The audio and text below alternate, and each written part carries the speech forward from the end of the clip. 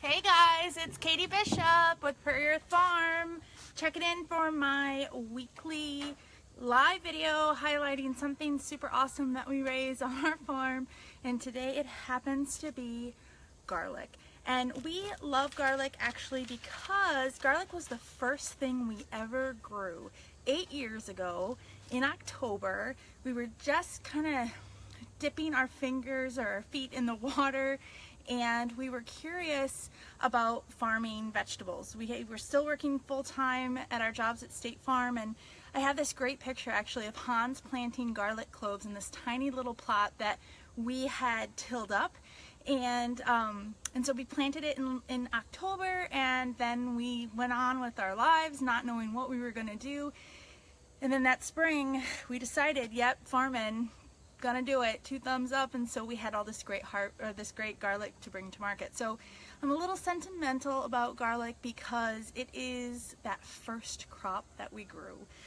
So today I'm going to talk to you about a couple different things, primarily about how garlic grows and some of the great things you can get from garlic that you might have seen through the market season, but also this crazy superpower that garlic has.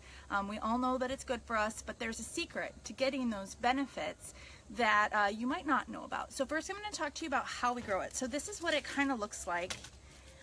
That's the bulb. So this is dried, but normally what happens is you plant just a clove. You guys know that this is a head of garlic, and then inside are the cloves. And so that's a clove of garlic. So you plant the clove of garlic in the ground in October or early in November if you're like us and you're running a little bit late, and then over winter it just hangs out. And in the spring, as it starts to warm up, it starts to grow, and then you have fresh garlic, and the stem starts to grow up out of the ground, and you can pull it at that point and have fresh green garlic.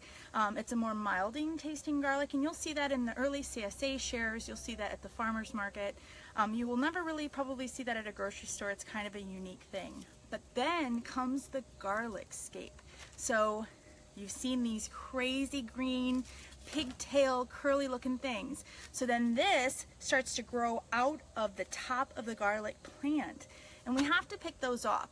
And that's actually awesome because lucky for you guys, they taste delicious. Does anybody know what the garlic scape is? You've probably heard me talk about it before. I might have even done a video on garlic scapes. I don't remember. Does anybody know in the comments? Anybody? All right, I'm just going to tell you. It is the flower of the garlic plant. So this is the stalk of the flower, and then it blooms if you let it. But you don't want it to bloom because what ends up happening is it takes all the energy out of the plant to make this bloom into a flower. And then what ends up happening is you get a tiny little garlic bulb. And that's no good because why you're growing garlic is not for the scape necessarily, but for the bulb, but they're both delicious. And so you clip these off and we bring them to market when we sell them at the CSA. Some very special grocery stores will carry these every once in a while, and you can use them like you would a scallion or a green onion or even like a green bean or an asparagus. You can grill them, you can saute them. One of my favorite things to do is to make garlic scape hummus or garlic scape pesto. The really fantastic thing I like about garlic scapes is it's only for a couple months. We're actually done. So I don't think you're going to see garlic scapes at the market this weekend. We have actually moved on to garlic. So then in July, once the garlic scapes are all picked, it's time to pick the garlic. And every single garlic stalk is pulled out by hand by our wonderful staff, and then they're cured. So that way you can leave it out on the counter and it won't go bad. Pretty cool, huh? So they cure with the stalks on them, and then once this is dry, we just cut it off with clippers. We might clean up a little of the paper so it's not so dirty, take the mud clumps off the rooty end there. We'll usually just leave those roots on. It's not hurting anybody. And that's it. And then it stores all fall, all winter, and we are able to give it to our CSA and put it in our wholesale and at the farmer's market. So yay, love garlic.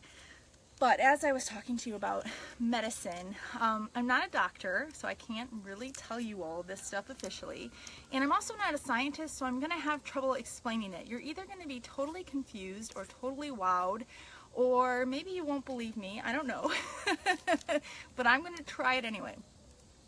So sometimes garlic is known as the Russian penicillin because it is so powerful as an antibiotic and an antiviral. So much so that during World War II, before penicillin was really widely used, the soldiers, the medics, would put raw garlic on the wounds of the soldiers to help them heal. And in fact, to make sure I get my statistics right about this, because I don't want to make a mistake, but 3 cloves of garlic contain the same antibacterial activity as 1 dose of penicillin. But what's awesome about that is that we all know that our bodies are becoming antibiotic resistant. Not the case with garlic. Plus, garlic is safe and it's also really cheap. It's easy to grow, and so we can help our bodies by using garlic. But here's that catch that I was telling you about. Here's the crazy awesome science part that I love about this. So you're going to have to follow along. Okay, so in garlic, in each clove, there is a protein called allicin and an enzyme called allicin. And these 2 compounds together make allicin. Got it? Allicin, and allicin. Crazy, huh? Allicin. Allicin is what is so healthy and awesome about garlic. That's that antibacterial, antiviral, awesome compound in garlic. That's what you want. But here's the problem. Allicin, the protein, and allicin, the enzyme, they're in separate compartments within this clove. They actually have to be put together, right? So here's what you can't do if you want that allicin. You can't roast your clove whole. Because what you have to do is chop it, you need to press it in a garlic press, you need to grind it, you need to get it all mixed together. And that is what allows the protein and the enzyme to come together and form allicin. But it gets even more specific. So the enzyme, allicin, sorry, see what I mean? It's tricky. The enzyme, allicin, is very heat sensitive. So if you cook it, you lose your allicin and then you got no allicin, and then what are we going to do, right? God, this is so crazy. I am just a farmer. I am not a scientist. What you need to do if you're going to cook your garlic, the secret is to chop it, press it, whatever you're going to do with it, and then let it set for 10 minutes. That's enough time for the protein and the enzyme to mix together and those barriers to be broken to form allicin, which is that great antibacterial, antiviral property. Then you can cook it and eat it however you want, and it's great. Okay? So the other rule to that is eating it raw is wonderful. You can chop it, you can grind it, you can do whatever you're going to do with it, and you don't have to wait any amount of time. But you do want to chop it or grind it. So Hans, here's the story with that. Hans likes to take his clove of garlic every day and just eat it. He just swallows it. It's disgusting. And I had to tell him to stop doing it because he smelled so bad. So you can get the same benefit from cooking garlic, the same health benefits from cooking garlic from eating them raw. You don't have to eat it raw, but what I like to do is make hummus with it raw. So that would be a great way to get that allicin in there. But you do absolutely want to chop it up, grind it up, use a press, and then wait 10 minutes before you cook it. Everybody got it? So I'm going to just do it right here. I got my garlic, I got my knife. I don't know if you guys can see. I'll sit back a little bit. So here's the garlic clove. I like to just pound it like that, and then you can peel the paper right off, and it's really, really simple. You can get your whole clove, then you can just chop it up. There's a lot of fancy equipment I've seen out there that's supposed to help peel the paper off, but it's totally not necessary. You just need the flat side of your knife, a little elbow grease, work out some anger, and you should be able to crush it, and the paper will come right off, and then you can just chop it up. So is there anything else I have to say about garlic? Well, storing it. I think this is the other thing. A lot of people aren't sure what you're supposed to do, where you're supposed to put your garlic at. If it's been cured and it's just the head of the garlic, you can leave it on the counter. Just don't put it by a stove or a toaster oven because it doesn't want that heat, and don't leave it in a spot that's really sunny. That's going to make it go bad faster, but otherwise it's just totally fine on a countertop, maybe in a paper bag closed up would be good. You can put it in the refrigerator, but you don't want to put it in your crisper drawer. There's way too much humidity in there, and what happens is it'll start to sprout again. So you can put it in your refrigerator if you want to. Just put it in the door of the refrigerator where there's not so much humidity. All right, guys, that's it. I hope that you come to the market this weekend. Check out garlic. It's so good for you. It lasts forever. You can put it in just about everything that you cook.